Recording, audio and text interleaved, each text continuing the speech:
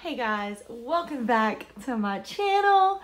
Hope you're having an amazing day. It is a Sunday here and we just got home from church, and then we went and had lunch with our young adult leader. It was a good time. We had some good food, amazing conversation. But we're home now and we're about to get a little workout in. And we're gonna go walk the dogs first. We're letting our dog, Rogue, meet a friend for the first time. So we'll see how that goes. But first, I got some new stuff in from Amazon, some clothes, and I got this new necklace in. So I'm gonna open that. I haven't opened those yet. And I'm just gonna share it with you guys. Yeah, okay. Okay guys, so this is the things that I got. So we're just gonna check them out. This is from the gym people. I ended up getting a tank top and some joggers from them. Be excited, not gonna lie to you. Oh my gosh, this looks so stinking comfy. Like, the picture online made it look comfy and it had great reviews, but it has a built-in bra already, and plus it's this really pretty cheetah print. And it's kind of like, it's got the straps or whatever, but it's still more of an open back. And it's cropped. Love it. And then, got these joggers in green. And these are like a legging material. I wish, like, they're really stretchy. And they have, I think, pockets. Where's that? So they have a front pocket. No back pocket, but either way, pockets, which is good. So we'll try those on. And also, I've already opened this and I've laughed pretty hard. So I got this necklace and I got it to surprise Gage. And it was supposed to be really cute, like have his name on it. And like, it just keeps getting tangled up because there's G's. But either way, hang on. Now, if you can see this, it says there's one G here and then an A. But then there's two G's. Gaga. Or gay. How could they mess it up? I waited like 2 months for this. 10 out of 10. Don't recommend this. Don't waste your money, people. Whatever. Let's try these clothes on. Okay. Love both of these. I don't like them together just because green and then this black, I think it looks a little weird. But I love this top. So I don't have a bra with it, so you guys could kind of see exactly how it fits, but I feel super comfortable and locked in, so it's great for workouts. I'll show you the back, and it's really open in the back, which I love. So soft, a little stretchy, like it's not squeezing you, it's loose. Then with the joggers, my first impression was literally how comfortable and soft they are. I got these really for work because of the pockets. And I just get tired of wearing leggings like constantly. That's all I wear. So I love both. They're fitted at the bottom. Super cute. Yes. That's a win.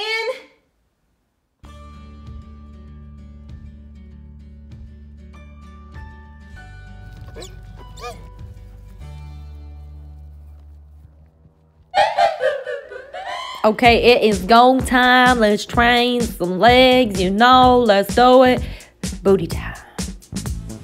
All right, so first one we're working on are some cable kickbacks. We're getting them glutes moving. So a lot of people arch their back when they do this movement, and you want to think about driving your heel backwards and squeezing into your glute versus like just a loopy movement. You want to drive, if that makes sense.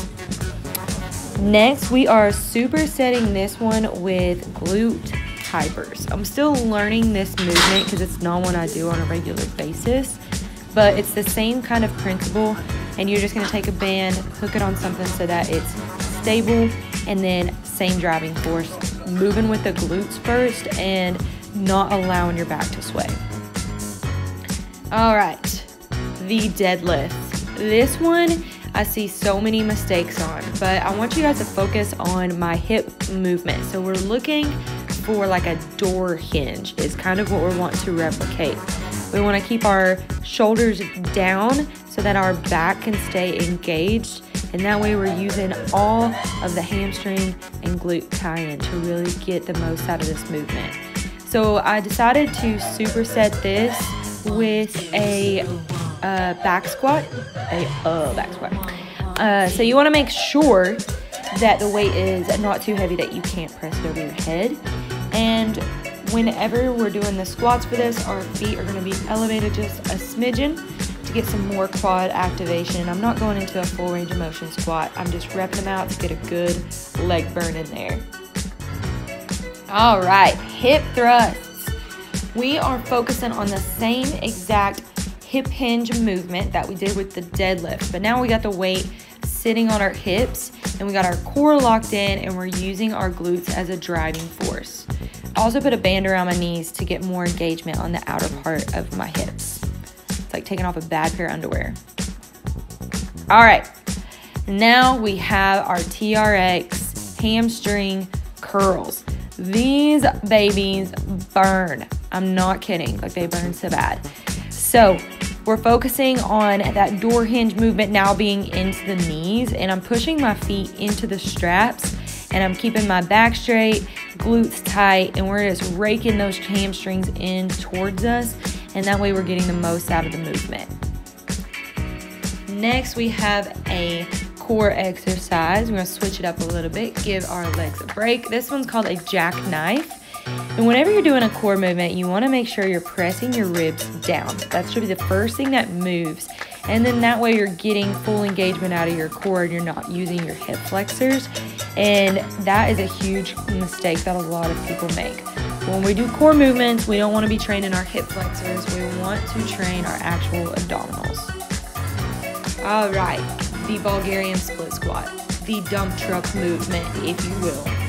You want to really make sure you are close to the bench on this one. A lot of people get so far away from the bench, and then we're still working muscles, don't get me wrong, but maybe we're not working the ones that we want to focus on when we're doing this movement, which is the glute.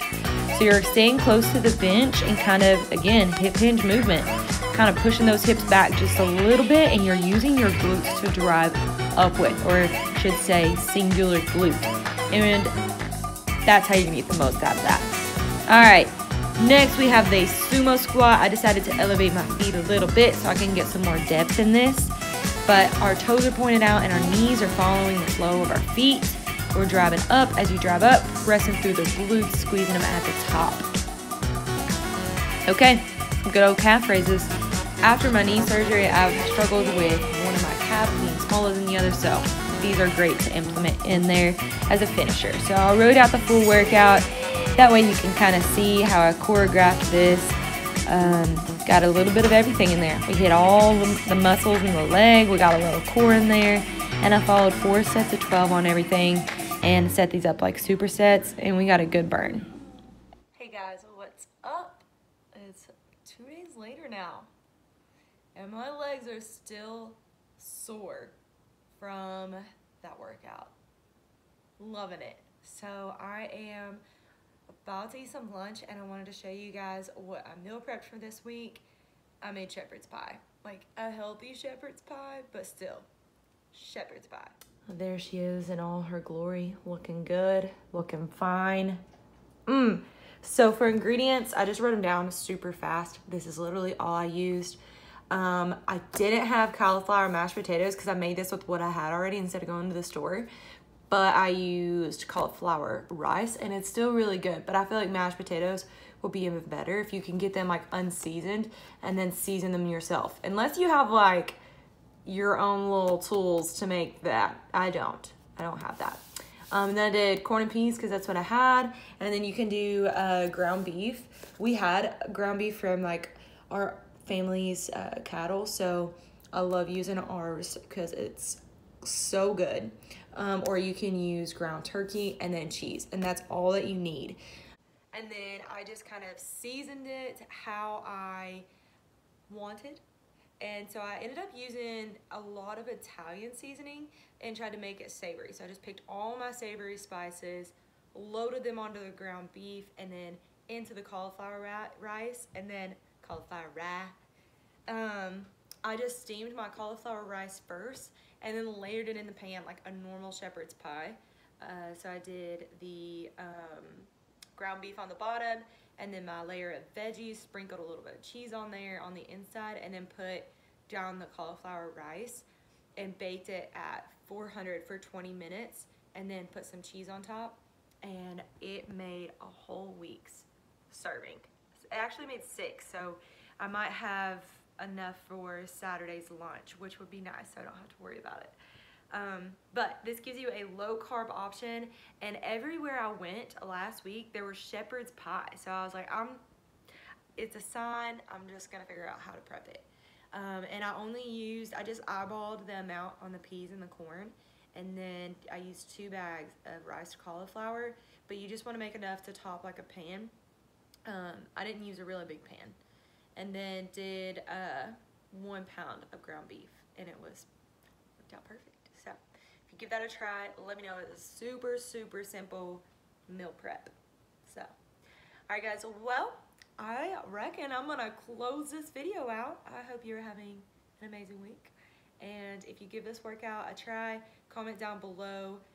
Hopefully the tips were helpful and the movements were helpful, but I wanted to take you guys through a full leg workout and kind of what I'm focusing on for my strength training, and I try to make sure I hit every single muscle group. And so yeah, anyways, like and subscribe for more, and I'll see you next time. Have a great day.